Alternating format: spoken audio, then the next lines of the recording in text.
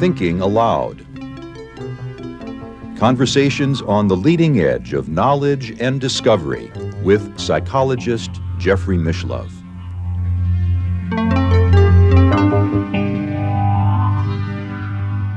Hello and welcome. I'm Emmy Vadnais, co-host with Jeffrey Mishlove. Today we'll be focusing on a doctor who shares psychic and spiritual stories of healing. My guest is Rod Chelberg, a physician who has practiced medicine for over 25 years. He was a medical director for a hospital, nursing homes, and hospice. Now he is an adjunct faculty member in the biomedical engineering program at the University of Maine. He also assists people with spiritual guidance, lectures on topics of mysticism, and A Course in Miracles. He is author of When God Calls, Say Yes, A Physician's Experience of Mystical Guidance. Rod is located in Bangor, Maine. Now I'll switch over to the internet video. Welcome, Rod. It's such a pleasure to be with you on New Thinking Aloud today. Hello, Emmy. Thank you so much for having me on your New Thinking Aloud program. This is really helping me to share my experiences that are rather unique with a lot of people. So I want to thank you for creating this program and again for having me on it. You have been a physician for over 25 years. In fact, you and I even share a background of having worked at the same hospital, Abbott Northwestern, here in Minneapolis. Correct. Yes, I trained in internal medicine and ICU medicine, hospital medicine at Abbott Northwestern. That was back in 88 to 91. So it's a nice hospital. When did you first discover that you had psychic and spiritual gifts? Well, it started after in second grade, I had a very bad strep infection that went into my kidneys and shut my kidneys down. So I was in the hospital for a couple of weeks. And during that time, I had what's called a near-death experience. I had an allergic reaction to penicillin, which was the antibiotic they were treating me with. And what happened was I stopped breathing. My lungs just tightened up and I tightened up. So at the moment, I was in second grade, about 7, 8 years old, and I started to close down. Everything became black and I thought, I'm going to die. And this fear of death came to me. Well, everything became black. I couldn't see anything. What happened is this pinpoint of light came and the light started to get brighter. I started to float up out of my body and go towards that light. And it got brighter and brighter. Fear left me and I was left with a feeling like I'm going home. I'm going back to where I belong. Halfway there, I was suddenly pulled back into my body and didn't know what happened, but I started breathing again, started moving air. It was the most profound experience that I had. And I just thought it was a dream. And I didn't realize that I had several divine gifts planted into me. So one of the gifts was the psychic ability that they talk about of seeing colors on people. So I could see 3 colors on your heart. I could see red, green, and blue. I didn't know what that meant, and my friends certainly didn't see colors. Later in life, I learned that red is divine love, blue is divine creativity, and green is divine life. So they're all aspects of the divine that I could see. I didn't do anything with that gift for a long time. I just let it go. My friends didn't see them, and they thought maybe I was a little crazy. So being one that wants approval, I let them go. The second gift that I was given was the ability to leave my body at will and float out.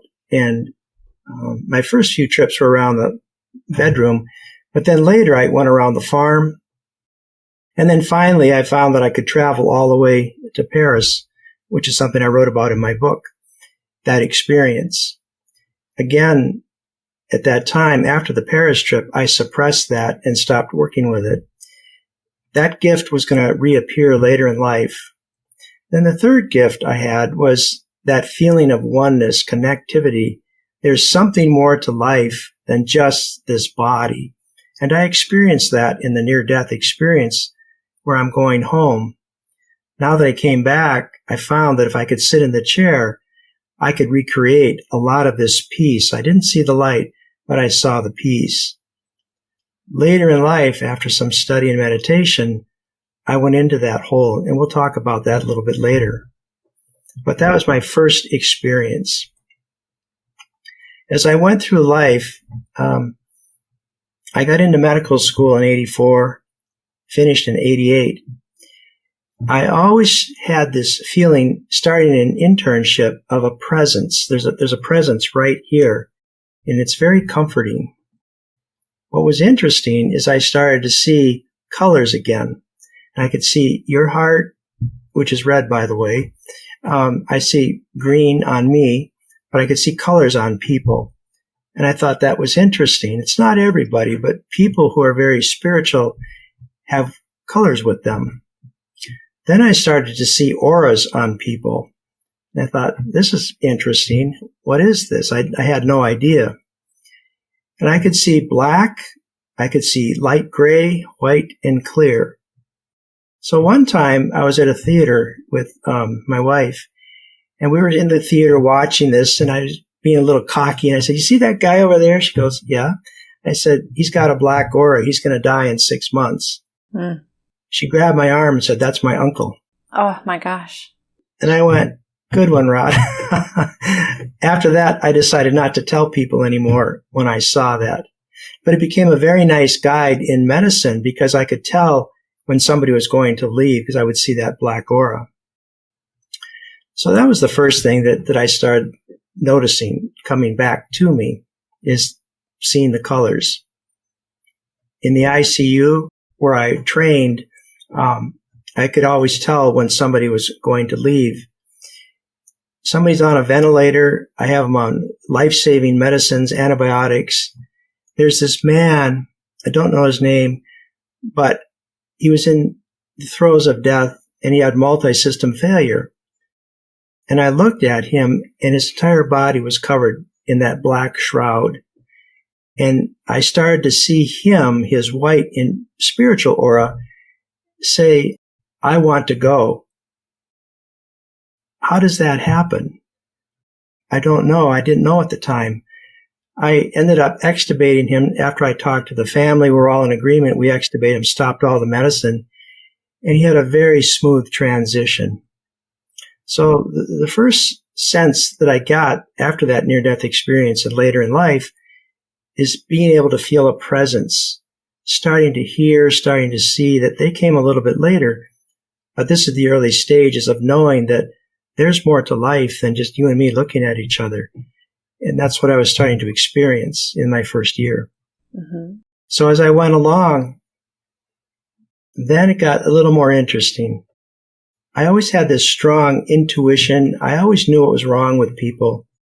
So one man came into an urgent care that I was working at, and he had abdominal pain, and he was really angry. And I thought, well, this is interesting. So I asked him what was wrong. He told me about his abdominal pain. He'd seen all these doctors and specialists, and nobody could figure it out. And I said, lay down on the table. And I took my finger, and I was guided by intuition. I put it into his belly button, and I pushed up. And he came flying off the table, just screaming in pain. He said, what did you do? And I said, well, sit down. I said, you have a ventral hernia, and your gut is starting to tear apart. You need what's called a mesh. He got mad and argued. I've seen all these doctors. So I put my finger back in and pushed. He again screamed. He says, okay, stop doing that. And I said, okay, stop arguing with me. So he went back. A couple weeks later, he'd seen his doctor. Sure enough, he had a ventral hernia. That was repaired. So you're starting off gradually with a feeling, a presence. And then you're starting to get this subtle intuition where I know beyond a shadow of a doubt what's wrong with you. In time, as I continue to work in the ER, these are a lot of times life and death situations. This is when the voice is the clearest to me. This man was brought in, and this doctor called me and said he had a colonoscopy yesterday and he's lightheaded, he fell down. Just can you give him some fluids and tank him up? I said, sure, that sounds really easy. So I brought the man in. He's happy, he's chatty, his wife is there, and everybody's, oh, this is easy. We'll give him a liter of fluids. So I gave him the fluids, and his pressure, when I initially checked him, he was 70. That's critical. No wonder he's passing out. The pressure should be about 120. So I gave him a liter of fluids, and his pressure went up. Beautiful. And all of a sudden it went down. Now, something's wrong.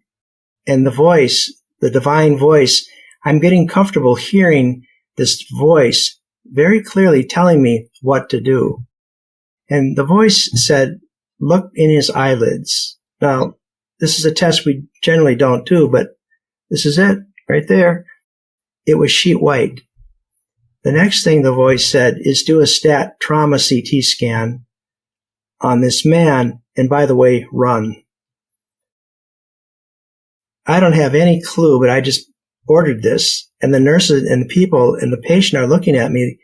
What is wrong with you? We ran down the hall and got into radiology. We did the trauma CT scan. They took him back. We don't know what Chelberg's thinking, but obviously there's something going on. So I look at the CT with the radiologist. He said, there's nothing here. And I said, really? What's all this light gray stuff? And he goes, that's blood. He scanned and he found that the patient had a ruptured spleen and it was cracked in half. He's dying literally in front of us. We have maybe half an hour at best. So I ran back into the ER. We got blood going. I called the trauma surgeon, took out his spleen, saved his life. So these are the kind of stories. And it's not just limited to the ER, but I'll keep my stories in this realm. One more. A 40-year-old woman comes in, and she was in the garden planting, having a great day, had the bib overalls on, typical Mainer, and covered in mud, happy. But she started having point tenderness right here on her rib. And she thought, I don't know, but I think I'm going to call 911. So she did. The paramedics get there, and they're talking to her, and she's laughing. It just hurts when I press right there. Okay, well, you called us. Let's just take you to the ER. So everybody comes in, they're laughing and joking, no big deal. And the nurse says, well, she's gardening. She's got a pulled chest muscle. She probably popped a rib. So everybody's getting happy, and Christ in that moment said, tell the ambulance crew to stop. Do not leave. They did not do a heart tracing like they're supposed to do. They stopped. I said, do not leave. And then I told the nurses, I said, do a stat EKG right now. And they're all looking at me like, what is wrong with you? She has no cardiac symptoms, no risk factors. She looks great. Why are you doing this? And I said, because. Just do it. So they did the 12 lead, and I looked at it, and this is one of the most lethal looking EKGs that you can see. It's called a tombstone EKG. There's no more QRS complex. It's all like the old cemetery tombstones. I've got 90 minutes now to keep this woman alive. So I showed it to all the nurses and the paramedics, got rid of the laughter. We started the rescue medicines and the rescue protocols. She was taken to Eastern Maine, the trauma center, and ended up having bypass surgery. Saved her life. Didn't do any labs, didn't do any real exam, except I touched her chest. But immediately I was guided, do a 12 lead, tell them to stay. And it saved her life. So that's just one of many stories that I can share with you. But it's about, during this growing process, you first feel, then you hear. The next sense that comes along is the ability to see. And by what that I mean, I see you, but in certain cases, I could see what was wrong inside the body. So, for example, this young 13-year-old lady was brought in by mom with right lower quadrant pain. And she was seen in another ER and put on antibiotics and said, well, you just have a pelvic infection. And the mother said, can you do a second opinion? And in that instant, I'm listening to the mother, but I could see the appendix, and it was inflamed, ready to burst. When you burst an appendix, you've got purulent material into the abdomen, and now it's a fight to keep you alive. I like to avoid that. I did the CT scan, and sure enough, she had acute appendicitis, and we immediately got the surgeon involved. If I had sent her home and that had ruptured, I have taken care of people who have had acute appendicitis and it ruptured. It's a lot of work to keep them alive in the ICU because you get a belly full of infected material. There's a story, this lady later after ER, I was doing hospice work. I'm going to go off on a tangent if you don't mind for a second. But she had metastatic pancreatic cancer and decided, that's it, I'm done.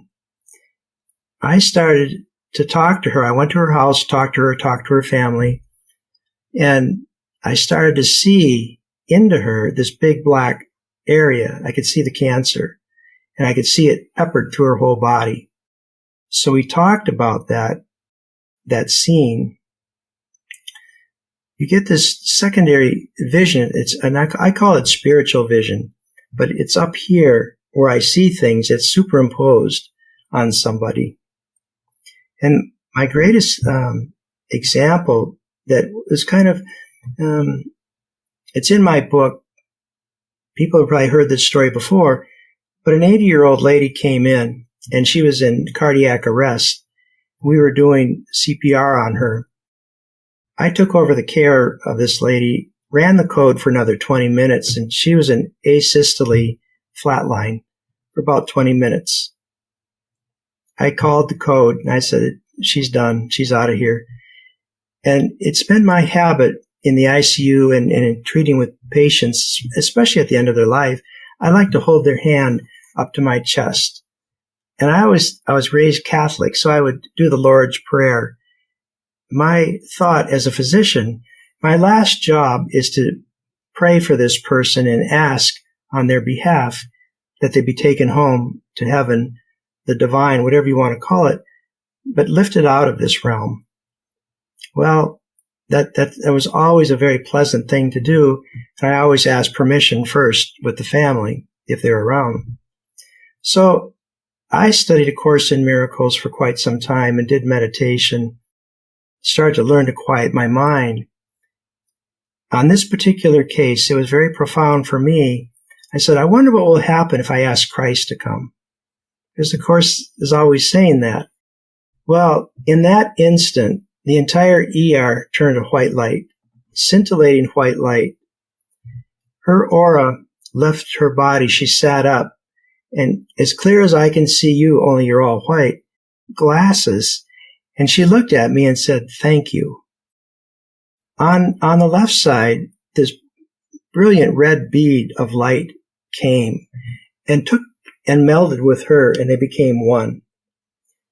Then they went across my visual field, and I looked over on this side, on my right side, and there was these beautiful golden doors that opened up, and they went up into this, and these beautiful arms came out and just brought them all in, and the door shut.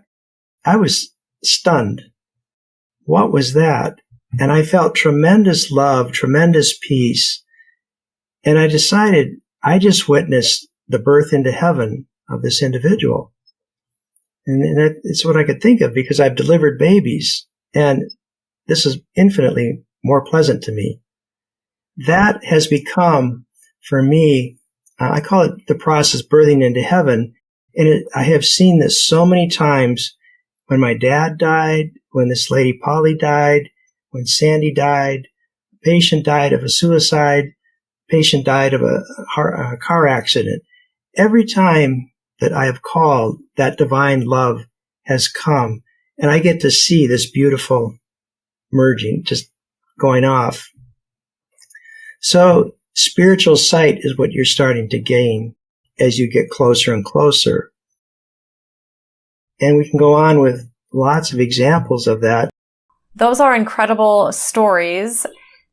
How do you feel you started having these experiences, or why do you think this naturally started to evolve for you?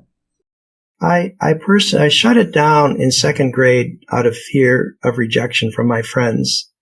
And the reason it came back is because I started to study spiritual literature. I was reading the Bible, Silent Unity, Eckhart Tolle, and then I got hooked on A Course in Miracles, which is an independent self-study course.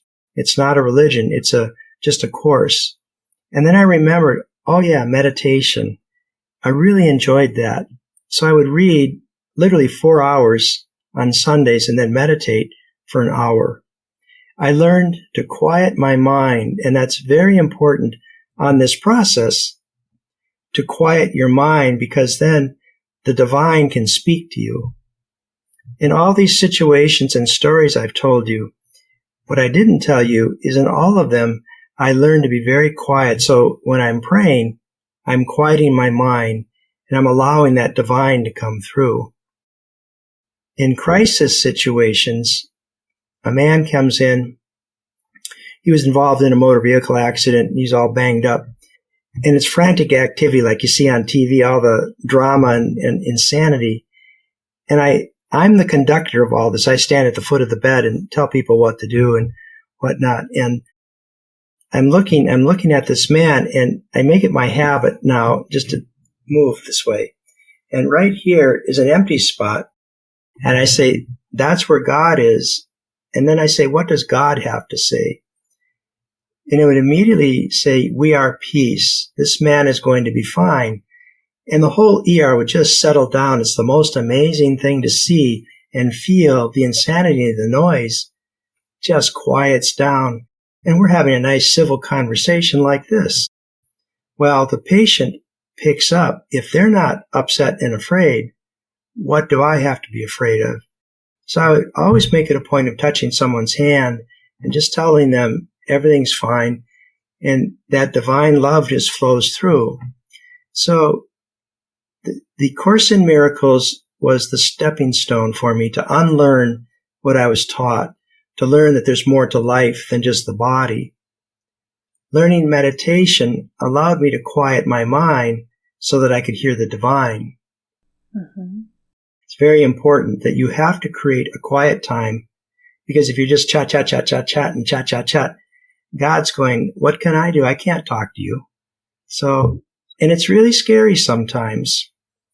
There was a lady who came in with a very rapid heart rate, and she was very uncomfortable, not having a heart attack, but just a very rapid heart rate.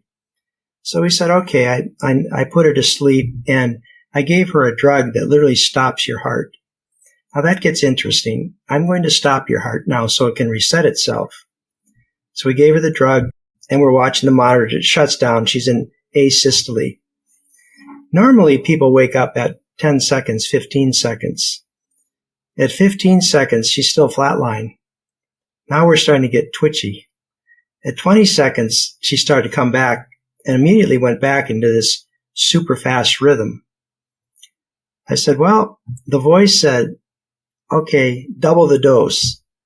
And I'm like, okay. She was in asystole for a long time. I told the nurse, double the dose, let's try it again. I have to understand there's family members, there's nurses, and they're like, are you sure you want to do this? But I felt that presence of security, of knowing when you hear that voice, there's no doubt. She got the dose, and she's now, at 20 seconds, she's still in asystole. We're getting real twitchy. And the nurse was saying, Rod, you got to do something. And I said, I am. I'm doing nothing. Didn't go over real well.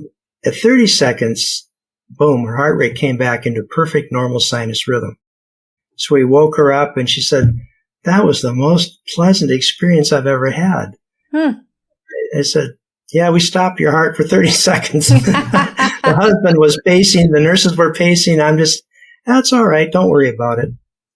So learning to quiet your mind and listen and to be at peace in pretty dire circumstances, pretty amazing. But you get very comfortable. The more you practice this and do it, the easier it gets. Mm-hmm. This woman said that it was the most pleasant experience she had. Did she elaborate on her experience?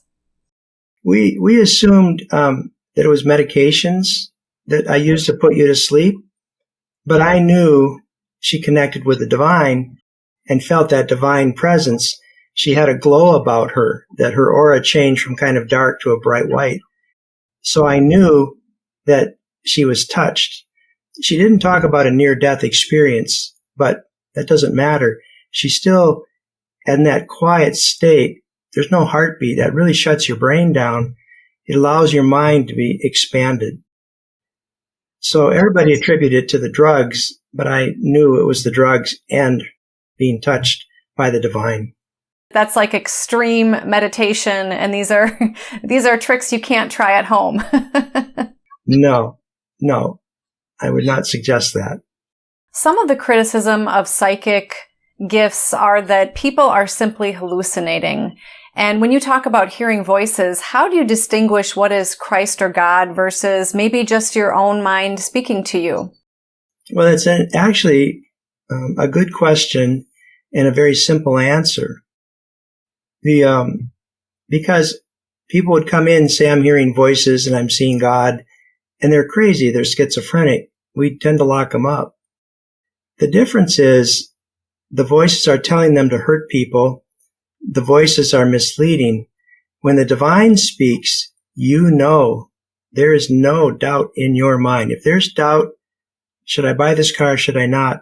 That's ego. When the divine talks, you know beyond a shadow of a doubt, and you're given the strength to order labs that people think, why are you doing this? Why are you doing it that way? Because I know. Once you've had that experience of I know, that revelation of I know, the doubt is gone. You will never ask this question again. So it gets that strong. And for you, you had many opportunities to listen to that voice or to those feelings and intuition, and then acted out based on your own medical background and training and clinical judgment. And then those experiences validated for you and they proved to you that they were legitimate. Correct. I learned that I could trust this voice and that I wasn't crazy. It is difficult to order an EKG on a woman that has no true cardiac symptoms. It's difficult to order a cardiac enzyme on a kid. But when God tells me to do something, I do it. There is no doubt in your mind. How do you define or describe God? That's impossible. It's how do you describe the infinite? It's when I'm in that space, I am a thought. I'm no longer a concept of a body. There's no time. There's no space. There's just infinite mind. I am in that. What I feel is tremendous love, tremendous quiet, tremendous peace. The only word in the English language is awe. Probably the best I can do. And at that line of spirituality and humanity, it's like oil and water. They just don't mix. So you have unlimited, infinite love, which is what you really are, putting limits on it in the form of a body and words. It just doesn't work. I can use all the adjectives I want, and they're all wrong because you have a different definition of love than I do. You've had different experiences. God, the divine, is one. I am one. I and my Father are one. Okay. So look at it this way. I have eaten an orange. You have not. I'm trying to tell you how wonderful it is to eat an orange. It's sweet. It's juicy. It's got this pretty color, especially when it's cool. You're going, right, that's really nice. Now you bite that orange and go, I really like this. Now we have a shared language of I know. I have the experience. I can do the best I can talking to you about the experience. But unless you've been in that state, you won't understand. And that's where science and spirituality kind of go bang. If you're on one side or the other, many people now are starting to ascend and wake up. they have the ability to cross that bridge and go into spirituality and then come back into this. But awe is probably the best word I can give you. It's just not possible to define the infinite. Mm-hmm. So when you're in the ER or in the ICU or helping people now, you know when that presence arrives for you and you can listen to it and trust it. Correct. The presence is always there. Do I listen to it? That's the question. And when I'm in the ICU, that's when I make this decision that I'm going to be quiet now and stop thinking and just allow. I'm going to get my ego out of the way and just allow. In essence, I'm going to step back and let divine power go in front of me. As I get older, I walk in that presence all the time, and it just makes everything peaceful. But initially, it's practice. I have to ask. Okay, did you want to tell your wallet story? It's just a story where I couldn't find my wallet, and I asked the divine. He said, it's upstairs in your pants from yesterday. So it doesn't always have to be trauma. It can be simple things. Right, simple practical applications. God is always talking to me. He's always available. And if I learn to listen, he'll guide me to what I need. You yourself had a health event that affected your ability actually to practice as a physician. Correct. In 2016, I had a massive stroke. I was driving from one nursing home to another, and the whole world tipped. And I went from the right lane to the left lane, hit the rumble strip. And what was that? So I drove to work. I thought it was a low blood sugar. By the time I got to work, I couldn't walk very well. I couldn't talk. This left arm was hanging at my side. And my nurse said, I think you're having a stroke. And all I could do was nod my head because I know the signs and symptoms of a stroke and I could see the progression.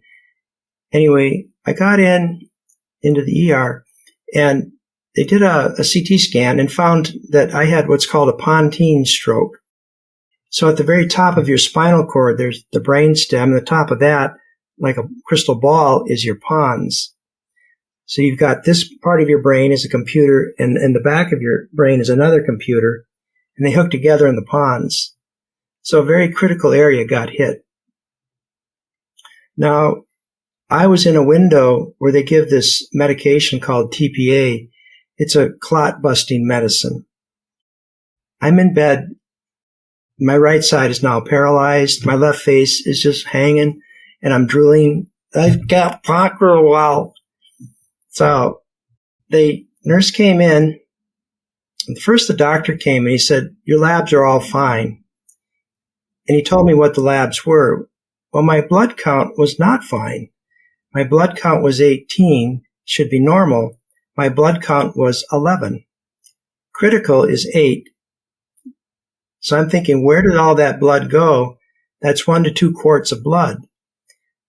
I knew at that point I was on medication for arthritis, for osteoarthritis, and they cause ulcers, and you bleed. You bleed internally, slowly. I knew I had an ulcer, and the ER doctor never did a rectal exam to check for blood. And so he told the neurologist, everything's fine. So the neurologist ordered TPA, and I went, big mistake. So the nurse said, this is really going to make you feel good. I'll bet. And I can't talk and say, you're making a mistake. I know I'm bleeding, and you just gave me a major league blood thinner. What do you think that's going to do to a bleed? It's going to accelerate it. In my experience, I've had people die giving TPA. Usually they die within 10 minutes. So it's a scary high-risk drug. I'm laying there and I thought, there's nothing I can do. So I just surrendered and I relaxed. And I said, okay, if I'm going to die, I'm going to die in the next 10 minutes. So I started to watch the clock. Tick tock, tick tock. And at 2 minutes, the entire ER turned into scintillating, beautiful white light. And it was just very pleasant. And I thought to myself, if this is what it's like to die, this is really nice. It's so peaceful and comforting. It stayed in white light for 8 minutes because I was watching the clock. Then a voice came and said, "You are protected. You will go home." And I agreed with that voice. And I said, in my mind, it is my intention to walk out of this hospital tomorrow. That was my intention. I did not have a massive bleed. I survived that. Later in the evening, I started walking, and the nurses didn't want me to walk. So I kept hitting the alarm button every 15 minutes. And my speech came back. And I started walking. They're going, "That's not possible." Then I said, "I want to be discharged tomorrow." They said, "That's not possible." It works very well just to keep hitting the alarm buttons. They get annoyed. I was discharged the next day. So I still had deficits, but I felt so free and liberated. I was touched again by the divine. I knew I was divinely protected. And I got to see it with that spiritual vision as white light. Well, it took 3 years to recover. I lost my memory, my ability to calculate. I still had profound weakness on my right side. So I did the rehab and the training. But after 2 years of not practicing medicine, the medical board said, "What are we going to do with you?" And I decided to retire my license because I didn't trust my memory. I kept writing the wrong, when I did practice writing scripts, they were wrong. And I thought, I don't want to hurt somebody by giving them too much of a medicine. So I retired my license. So I now call this a stroke of good luck. What it has allowed me to do is to write this book and start reaching out, talking to people about these experiences, helping other doctors who have had these similar problems or, quote, problems. I'm not crazy. What I saw maybe is real. And now I'm doing podcasts with people like you helping me. I'm coming out of the spiritual closet, as they say, and I've self-diagnosed myself as having divine schizophrenia because I see and hear what other people don't, and I'm okay with it. I totally trust the beauty of what I'm seeing, and I'm comfortable seeing people who have passed away. I'm comfortable seeing orbs. I'm comfortable with all of it. And it's just anything we can do to decrease the fear in people if they're sick or whatever problem, if they're dying, and bring them peace. That's our job. That's what we're doing now. That's my job. So I tell people I work for God now. Mm-hmm. Not only did you have a significant stroke, you were bleeding, and then you were given a medication to have you actually essentially bleed more, and then it was as though you had a miracle happen where you had 3 strikes against you, major ones, and then you were able to walk out of the hospital. Yes. That medicine is called a clot buster. So I had a blood clot, an embolic stuck in my blood vessels, which this medicine dissolves them, which is great. But it also dissolves the clotting factors that keep you from bleeding. So why didn't I bleed to death? I should have. Yeah. I had colonoscopy several weeks later, and I did have a bleed. I had a bleeding ulcer, and they burned it with a laser. And they're like, "You should be dead." It was like a 1/2-inch ulcer. That's a good size. Your cognition, from what I can tell, having a conversation with you, seems quite intact. Have you found that your memory has returned? Most of it. I was in the hospital the other day, and this man walked up to me, and I started to get excited. I said, "I know you. I know you, but I don't know your name." And he looks and goes, "Rod, it's Bob Craven. We worked together for 3 years." And I went, now I know you. So a lot of the brain is plastic, and it can remodel and reheal and create new connections. So there was a dead spot over here, and the memory associated with it came back. So as right now, it's almost 100%. My speech is much clearer. I can calculate and write the right prescriptions. I'm just past the window of going back in. So I chose a new career path. Yeah, definitely. And just to be clear, people who typically had the kind of stroke you had, what percentage tend to make a full recovery from that type of stroke? It all comes down to timing. You've got 3 hours. That's it.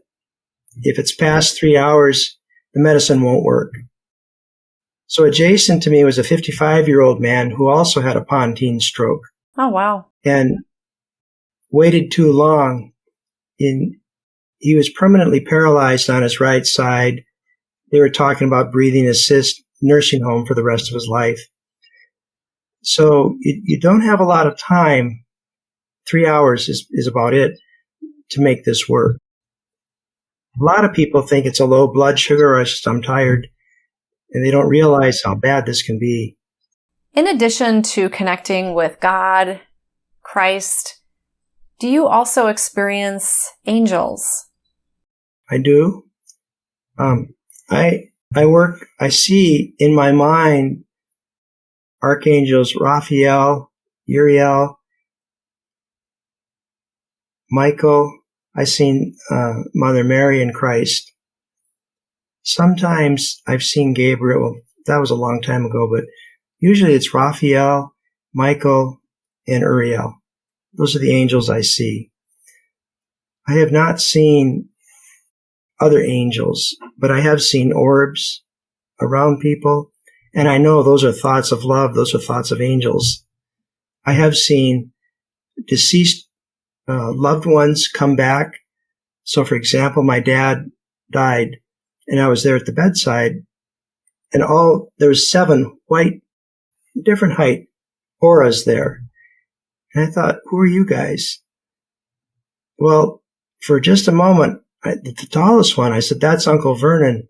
This is your family. They've all come back to help you cross over and transition back into love. And after Dad transitioned, I was reading A Course in Miracles, I Rest in God, and I saw his aura standing right next to me. He was radiant with joy and just gave me so much joy. I wasn't sad anymore. I was so happy. Loved ones in the nursing homes or in hospice that die, I've seen spouses come back, like their husband or their wife. There's a young woman, maybe not young, she's in her 60s. She died of a brain cancer. And I was with her. And I said, how come you're not going home? And she said, because I'm waiting for my mom and dad.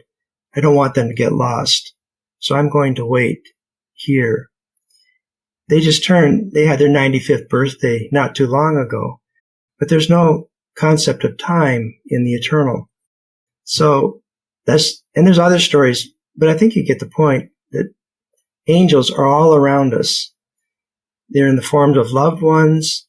They're in the form of divine spirit, divine Christ, whatever you want to call it, Buddha. I just grew up in a traditional Catholic religion. So that's my frame of reference. But you're always surrounded by love. It's just we can't see them. Mm-hmm.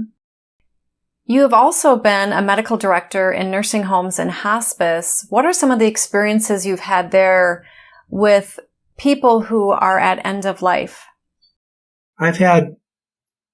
This may sound really bad, but I think my worst day, I had 5 people die on me in one day. And it's like, what kind of a doctor are you? But what's nice is at the end of life, I can tell the transition, how fast they're transitioning, but a lot of medical things. And I've seen a lot of people leave, and it's always with divine love. There was a lady, 93, that was starting the spiral of death process. She had pneumonia, and the family was torn apart. And I said, let's just do a Hail Mary pass. We're going to give antibiotics, steroids, and inhalers. I said, if you don't do this, this is going to haunt you the rest of your life. We should have done this. We should have done that.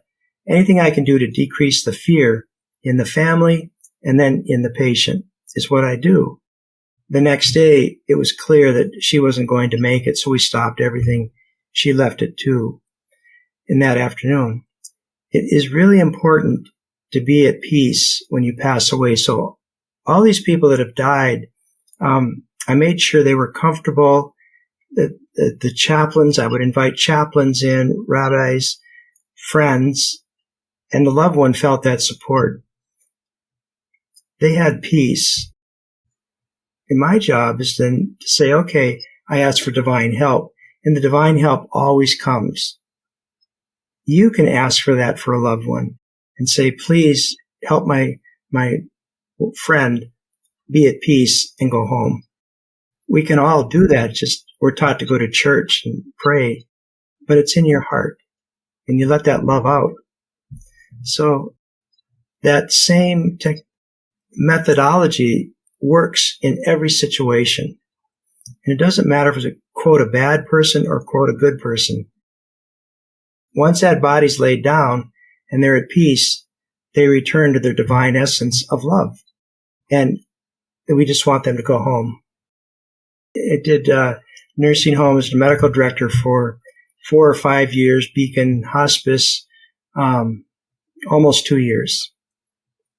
And I made it a point of going to people's houses and being with them and getting rid of that fear. You've also had experiences of when a person passes that you have assisted them on their journey in the afterlife. The assistance mostly is asking the divine to come in.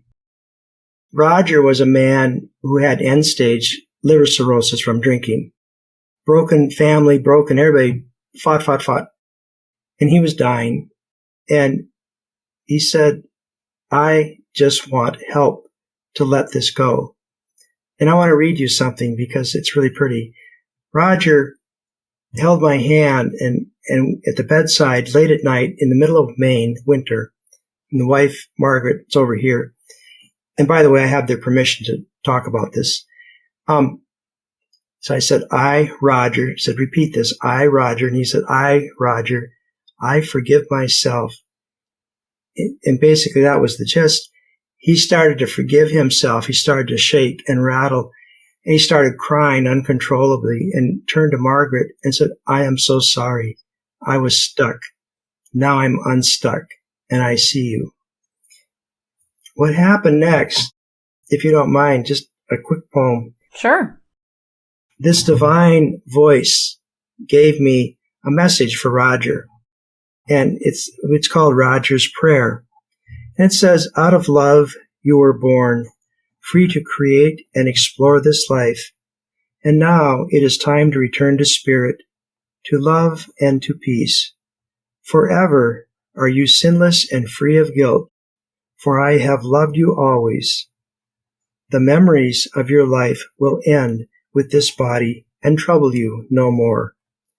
Your light will shine again because you are still one with me.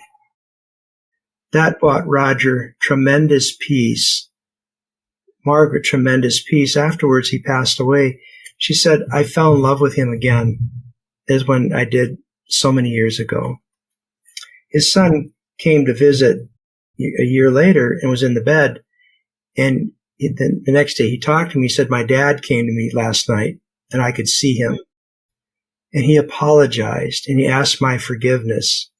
And I started to cry and accept this love. And he said, a weight's been lifted because I hated my dad. So an ancient hatred is turned into a present love by an act of forgiveness. I hear stuff like that. I help people move through their blocks. Very important.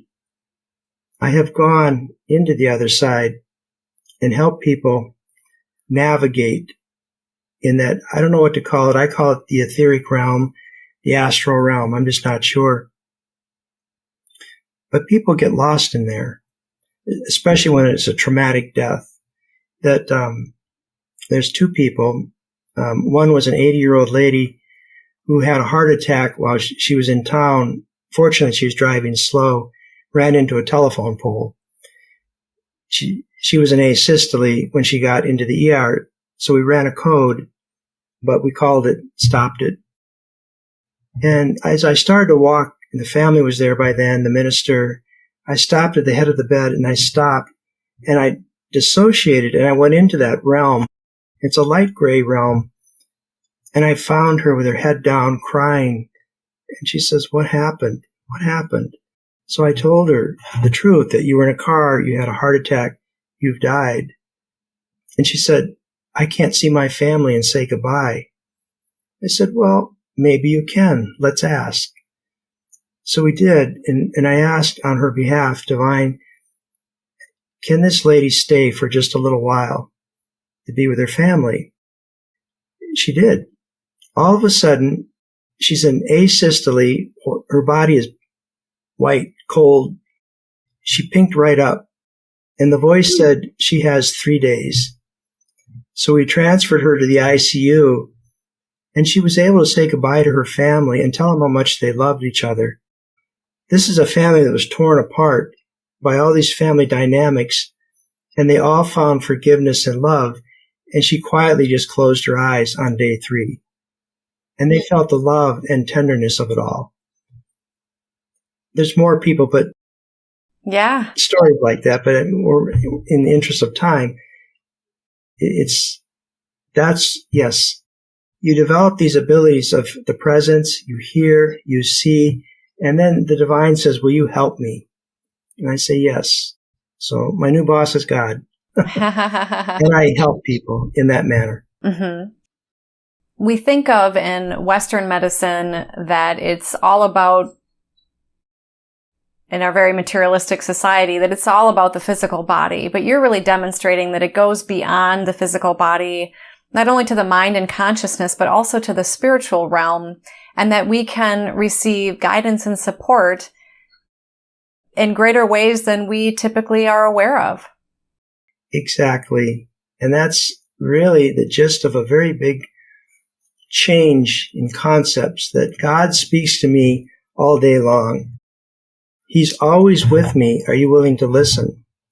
And we're taught that we're a body, that we have to have a life, make money, get a car, get a job. And it's like, that's all true in this realm, but that's not really who you are. So my analogy is, your body is a car. And I'm, not to piss off the doctors, or upset the doctors, but I'm a glorified auto mechanic.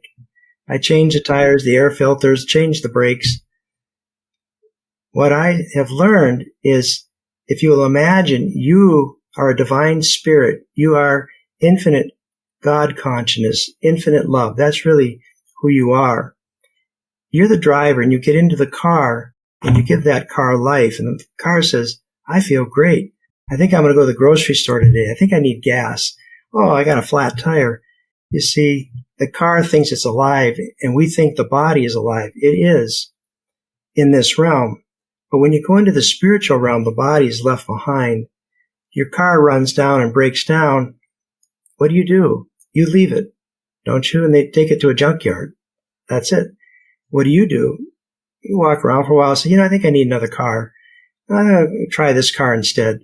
And that's what you do. So you keep going through these cycles called karma, if you will, or reincarnation.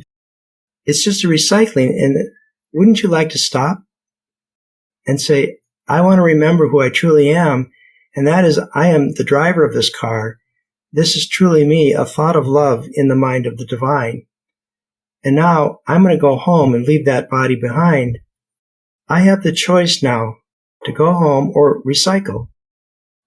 And I think it's a lot of people, when they really understand that, they choose heaven. They choose peace. Now, while I'm here, I choose to bring that peace back with me and be in this life and let that peace emanate from my heart and radiate into this world to bring it peace. The love is so powerful, you can't help but say, I just want to give this away. I want every single person on this planet to feel this love, because I know when they do, they're going to put their guns down. I know they're going to take care of each other, and we're all going to walk in divine peace and not human peace, which breaks and lets us down. Peace treaty only lasts so long, and then we're back at it again. That is a beautiful vision for all of us to be in peace, and how you are describing how you've been able to facilitate and help people and receive this amazing guidance from how you describe as God, that it strikes me as very similar, if not the same, as many of these ancient traditions of shamanism, where the physician is also the spiritual guide, or really you seem to be describing yourself as perhaps a spiritual healer. That's the way I look at it, is if you have an illness, I don't look at the illness. How you got to the illness, I don't care. What I do care about is the illness is a thought in your mind. What's driving this? You have the power in your mind if you change your beliefs from fear-based beliefs to love-based beliefs and let that love come into you. You can heal, or at least start on the path of healing. You might still need medical treatment. In my own case, I had 3 cancers. And I had colon cancer, I had kidney cancer, and testicular cancer.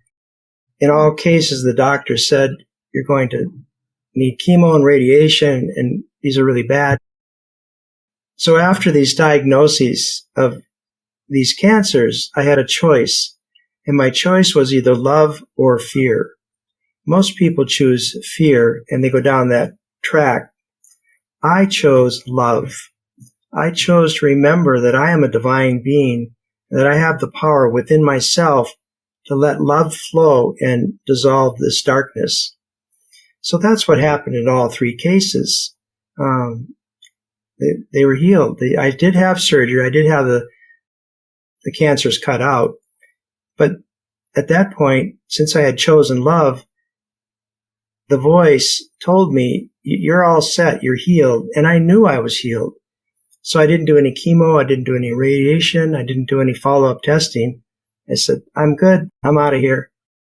And I knew, once I chose love, I know, and you will know, that you are healed. And the more you accept that, the faster you heal.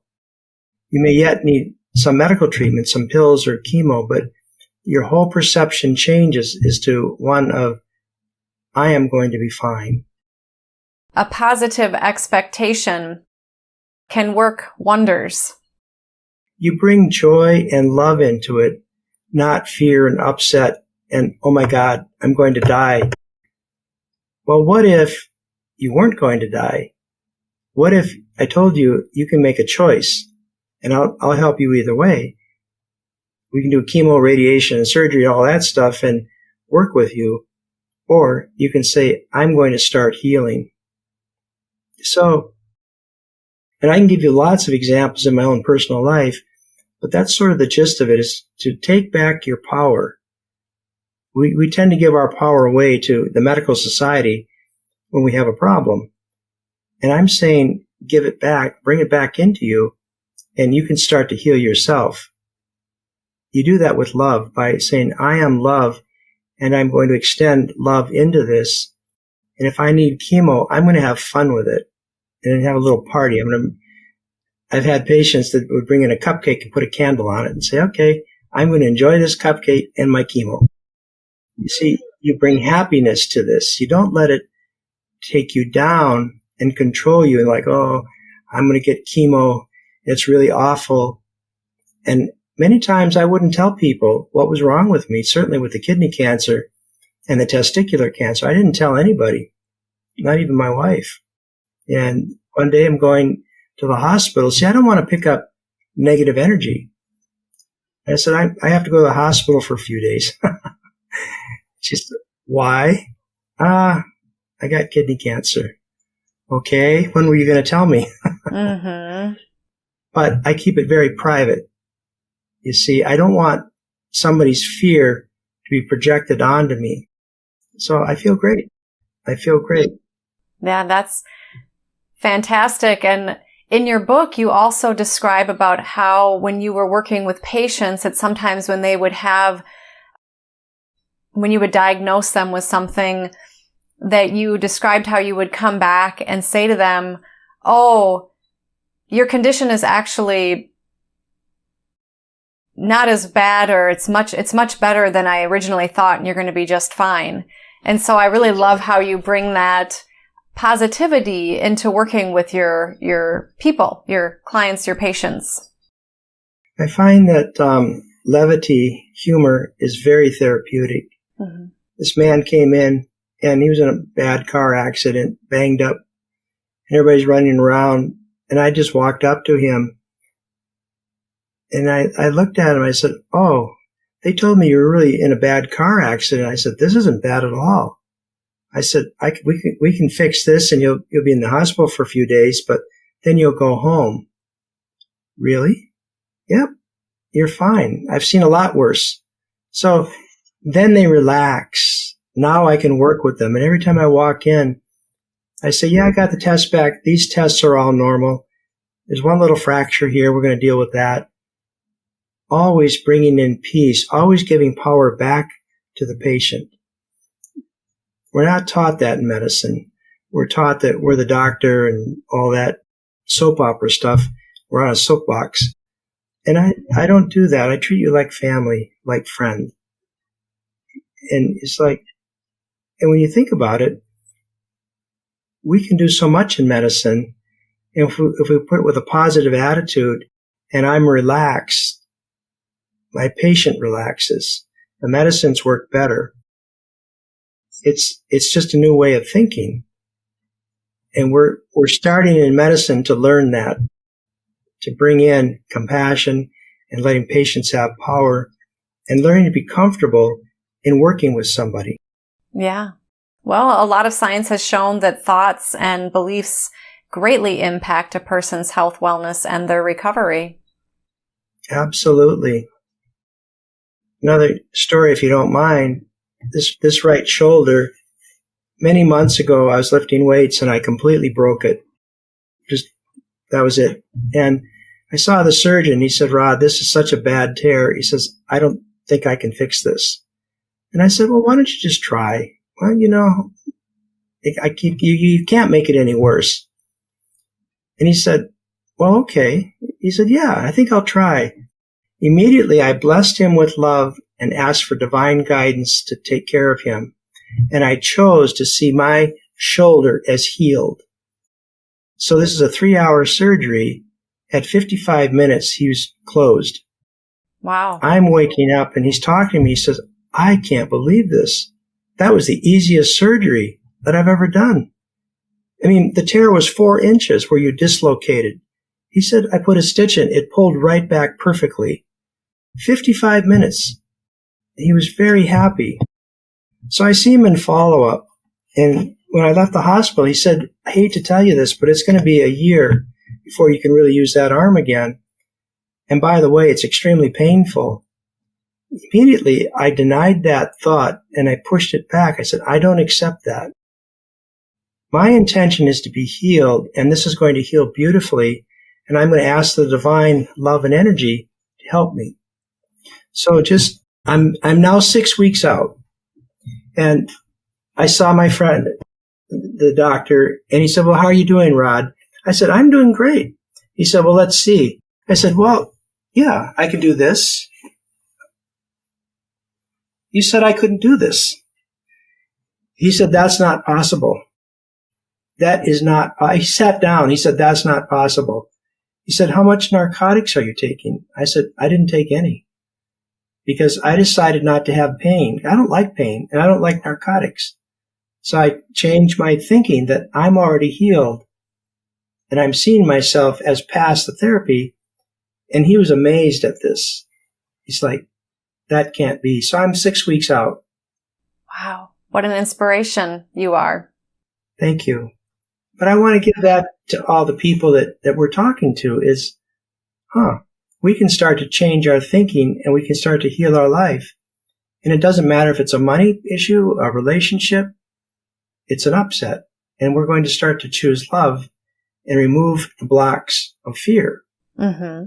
What do you suggest to those who are listening, who are really having a tough time in life? There's a lot of, there's global warming going on. There are wars going on. Of course, there's a lot of good things happening as well. And like you have so succinctly illustrated for us today, that we can be empowered with how we go forward in our lives. What can you suggest to these people to be able to choose and really feel love and heal their fear? There's several things. First, the most important thing is stop thinking. Stop reading the news. Stop looking at all of this as a problem and disconnect. Learn to disconnect a little bit. When you do that, that allows love to flow. So I look at the war in Russia and the Ukraine, and both sides are like little children fighting. And what they're really doing is asking for love. People that become gunmen and shoot in grocery stores, submarines that get cracked up and broken, and whatever the situation is, learn to be at peace.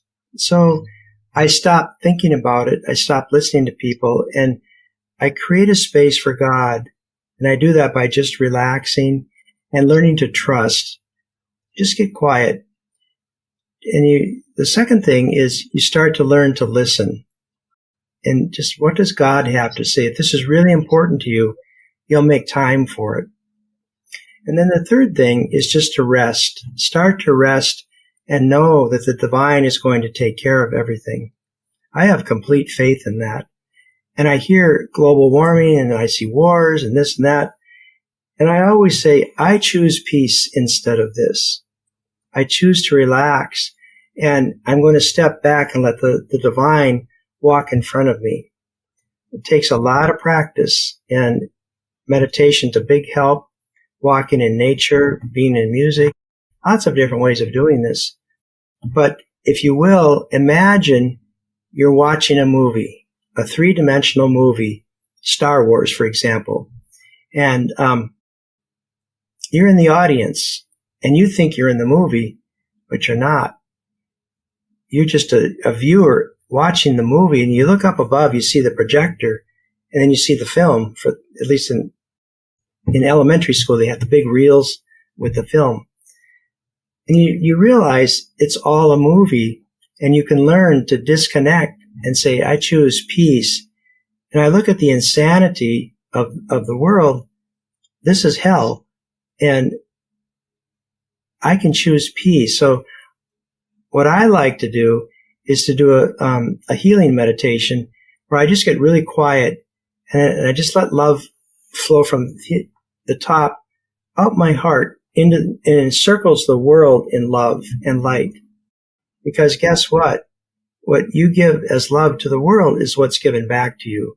As you give, so shall you receive. So I look at Putin and I say, he needs love. That's a tall order, but that's what he needs. And you say, wait a second, he's a 5-year-old child having a temper tantrum. He's in an adult body, but that's not really what's going on. Are you really going to scold and mistreat a 5-year-old who's can't understand? No, you're going to hold him and love him. Putin is crying for love. I'm going to love him. I'm going to love the Ukrainians. I'm going to love the people that have been in tornadoes. I'm going to love the people who have been shot and hurt. It's all cries for loves in different languages. I have learned to disconnect from the movie, walk out of the theater into the sunlight, and say, let's bring love and light to this darkness. That's how you do it. And you start with baby steps, because we've had so much training in negativity and fighting. It's a lot to unlearn.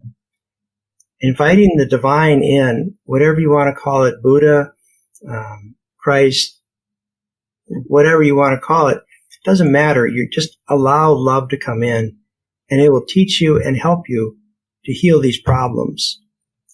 Your perception's going to change, and you're going to feel tremendous liberation. And you're going to go, I like this. I live in peace. So But stop thinking is the first thing, and then go from there. Or at least slow the thoughts down, right? Absolutely. It's a proportion. It's practice. A little bit of willingness, a little bit of love. It starts to grow because you're watering love and not fear. The choice is always very simple, love or fear. And fear has thousands of different forms, whereas love is just one. So it gets real easy. And the nice thing about this test is if you chose fear, you learn, oh, I made a mistake. I get to take the test again, and I can choose love this time. And boy, doesn't that change everything. Because now you're dealing with a new perception and a new way of looking at the world. I am looking at myself with the eyes of love. I'm looking at you. I'm looking at everybody with the eyes of love. Guess what? They start to heal. They start to experience miracles and blessings. It's one by one we're going to do this. And I know there's a lot of people out there helping the whole sonship, if you will, all of us to get higher in our vibration. Whether a person identifies as being religious or spiritual, they can also move forward in positivity and love. Absolutely. I love going to church. I love a choir. I like the organ, good music. I love a good sermon. In Catholicism, I didn't care for the negativity and using the rosary and putting money in. I had to buy my way. No, this is an individual choice. Right now where you're sitting is holy ground. You are a divine presence, and say, right now I put my hands on my heart. I can love myself and I can feel the divine. Do you have to go to church? No. Do you have to read A Course in Miracles? No. But you do need to get quiet and allow love to flow. Well, I can do that.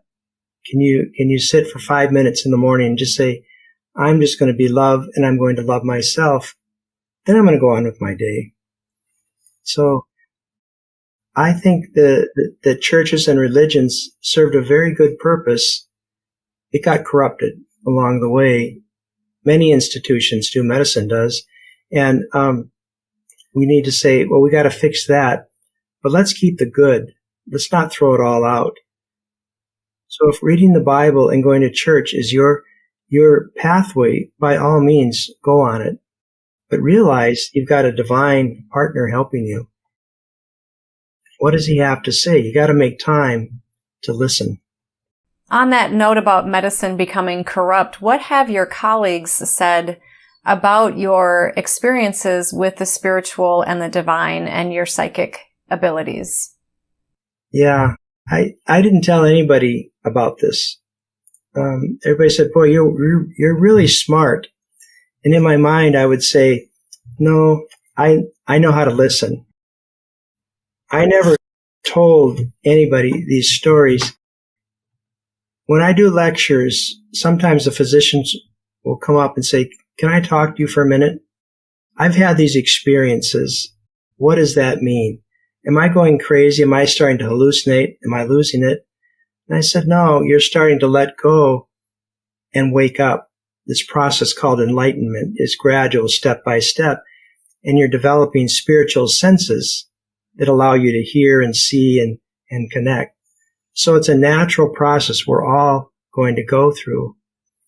In the medical profession, we are just starting to touch on neuroplasticity, and we want to be able to test and check this out, check that out.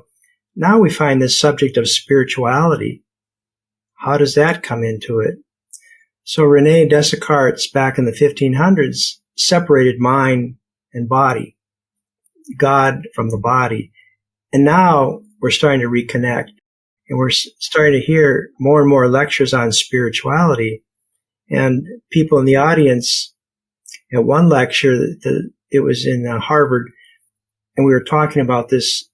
They said, well, how many of you have had miracles? And like a lot of hands went up.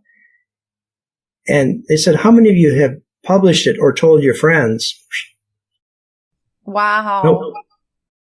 it was surprising. It was almost 25%. And it was interesting because you watch the reaction of, okay, I put my hand up, and the guy next to me has not had these experiences. He looks at me like, there's something wrong with you. I think I'm going to move. There's still a lot of resistance to this idea, but it's becoming more and more acceptable, more and more mainstream, because people like me, other doctors are starting to speak. I had a near-death experience. I'm going to talk about it. You see, so now it's like baby steps, and there's going to be more and more of these episodes and more of spirituality coming into medicine. It's just not, we were not taught that. We were not taught how to help someone leave this world. Death means a failure on your part. Okay. No. The real answer is, can I make this transition very peaceful and smooth? You're going to lay down this body, very dense energy, very low vibration, and you're going to go to very high vibration and pure love. But we're not taught how to do that. We're taught, if you're seeing this, you're crazy. So, and that's been the way of medicine for all the pioneers. It pushed away first, and then eventually, I'd love to see medicine in 100 years. Mm-hmm. So you talked earlier about shamanism. Yeah, that's a lot of what I'm doing, is that technique of there's more to life than just this body. How can we help you to align your thinking with the divine being that you truly are? And the more in line you get, the closer you get, and pretty soon, I can't tell where Emmy is and God is. All I see is love. And you walk in love. You're protected. And you're going, it's so easy now. You don't have to do this alone. All this life is hard enough. You don't have to do it alone. With the advancements in medicine, there have been more life-sustaining measures that you as physicians can take, and therefore people are having more experiences, such as having a near death where, you know, like you mentioned with some of your stories, a person flatlines, but then they come back to life. And these can be great examples of how we are more than just our bodies, that our consciousness does continue on in the afterlife. There are times that there are people who question that these phenomena of a near-death experience or shared-death experience can simply be because of a hallucination or from a medicine. So you as a physician, how do you respond to that? The way I look at it, it's like going to sleep. And there are several stages of sleep. The deepest is delta. Your body is paralyzed. You're barely alive. You're barely breathing. Now, in near-death experience, in my experiences, my mind didn't go to sleep. I stayed awake. And when you do that, you float. So however you got there, was it drugs? Was it illness? Does it matter? You got there. And you had this experience of knowing, of waking up. Your conscious mind stayed awake. Your body mind, your human mind stayed asleep. It went to sleep.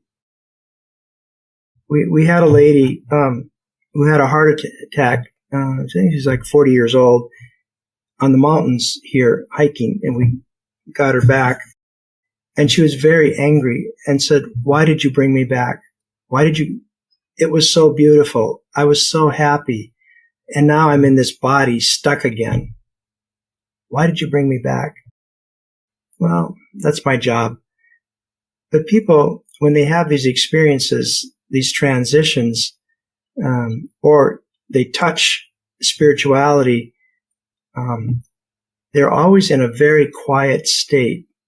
The mind, the active thinking with the monkey chatter has been totally suppressed. However you get there, a stroke, medicines, it doesn't matter to me.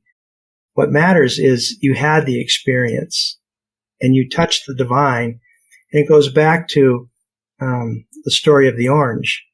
They got to taste the orange, and now they know.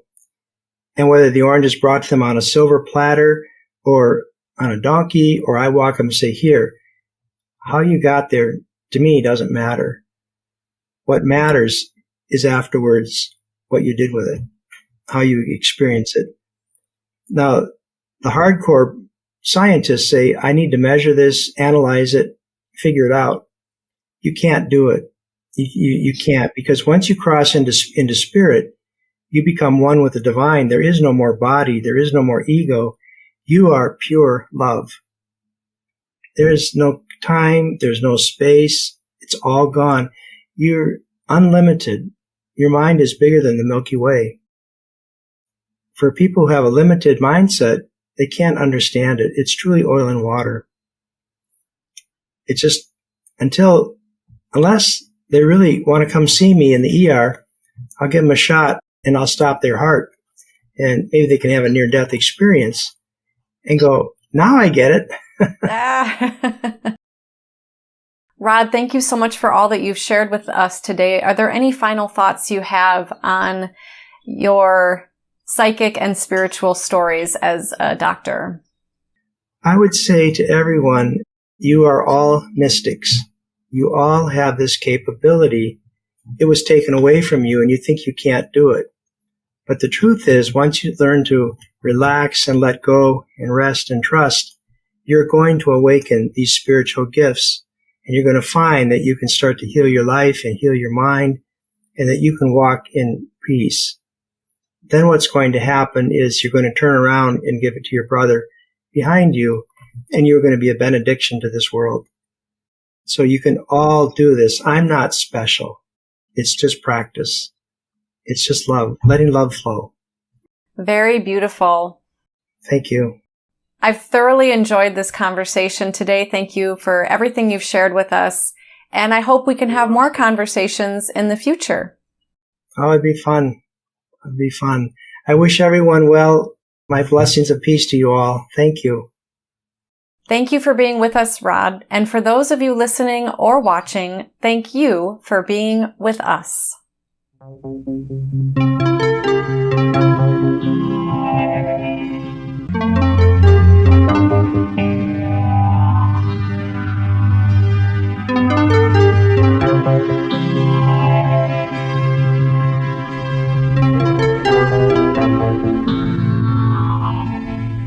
I imagine that by now many of you already realize that, in conjunction with White Crow Books, we've just launched the new Thinking Aloud Dialogues book imprint, and our first title is There Life After Death? On June 1st, we've just released issue number 2 of the New Thinking Aloud Quarterly Magazine. You can download a free copy at the New Thinking Aloud Foundation website, newthinkingaloud.org.